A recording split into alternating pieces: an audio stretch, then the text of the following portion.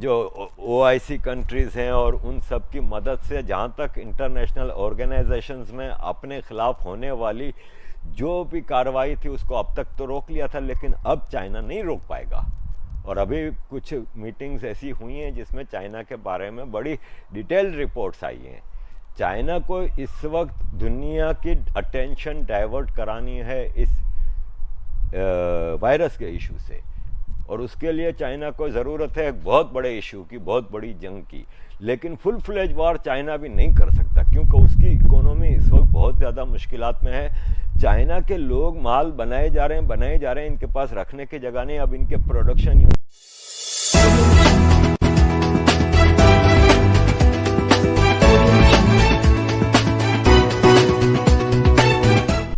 मेरा main topic आज China Pakistan India का जो एक सिलसिला चला है, जो ज़्यादातर कोई जंग नहीं है, एक हवा क्रिएट किया जा रहा है जिसके पीछे ज़ाहिर है कई मकासद हैं।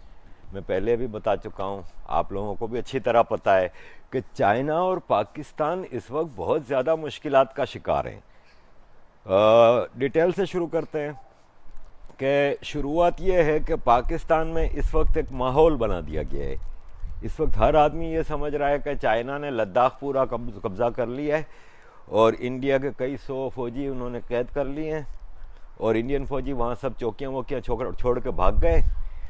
और वहाँ पे ये जनरल, मैं आपको झूठ ऐसे अपने तौर पे नहीं बता रहा, कई मीडिया के छोटे मोटे मीडिया बड़े जियो इस हद तक वो नहीं कर रहे। हालांकि माहौल उन्होंने भी सब ने मिल के बनाया हुआ है कि इंडिया ने तो बड़ी शर्मिंदगी उठाई है लद्दाख में और चाइना ने पता नहीं वहाँ पे क्या कुछ कर दिया है। जबकि असल हकीकत आपको भी पता है, हमें भी पता है कि ना चाइना 1 इंच इधर से उधर हुआ है, सब अपनी अपनी हुदूद में है।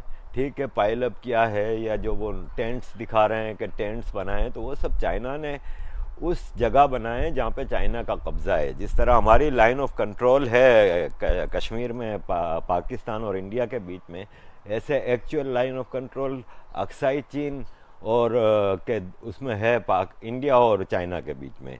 अब अक्साई चीन पाकिस्तान का दोगलापना, हरामीपना, या आप उसको हिपोक्रेसी कह लें, एक शरीफाना लफ्ज़ अंग्रेज़ों ने ईजाद किया हिपोक्रेसी, तो हिपोक्रेसी कह लें कि पाकिस्तान बात तो करता है कि इंडिया ने कब्ज़ा कर लिया, इंडिया ने ये कर लिया। पाकिस्तान ने 5000 स्क्वायर माइल का अक्साई चीन तोहफे में दे दिया था इंडिया चाइना को।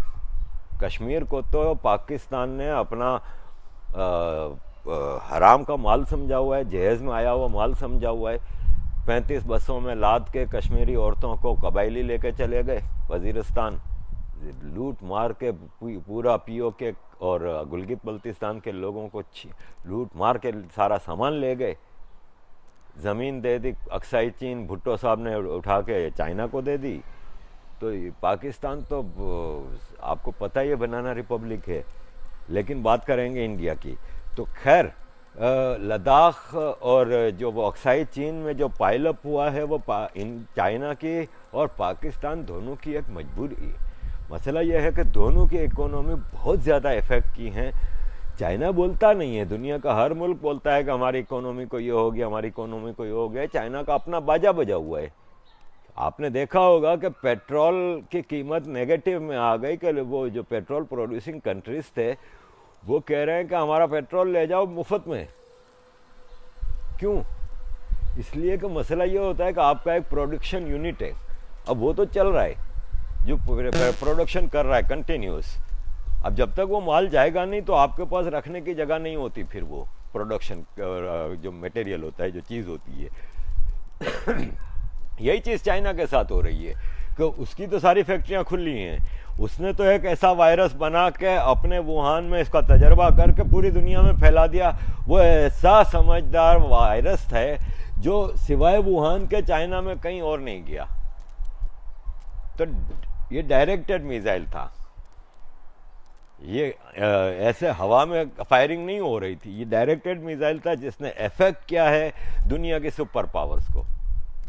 जब एक पावर इंपीरियलिस्टिक डिज़ाइंस के साथ, एक्सप्रेशनिस्ट माइंडसेट के साथ अगर दुनिया में कोई पॉलिसी बनाती है और वो इस हद तक पावर भी हासिल कर लेती है कि वो एक न्यूक्लियर पावर है, वो एक मैसिव आर्मी है, वो हाईली पॉपुलेटेड कंट्री है, वो इकोनॉमिकली दुनिया में पूरा छा जाता है, वो आर्टिफिशियल इंटेलिजेंस टेक्नोलॉजी में टॉप पे चला जाता है, वो प्रोडक्शन उसमें प्रोडक्टिविटी में हाउस होल्ड आउट आइटम्स को पूरी दुनिया में फैला के दुनिया को अपना मोहताज कर लेता है।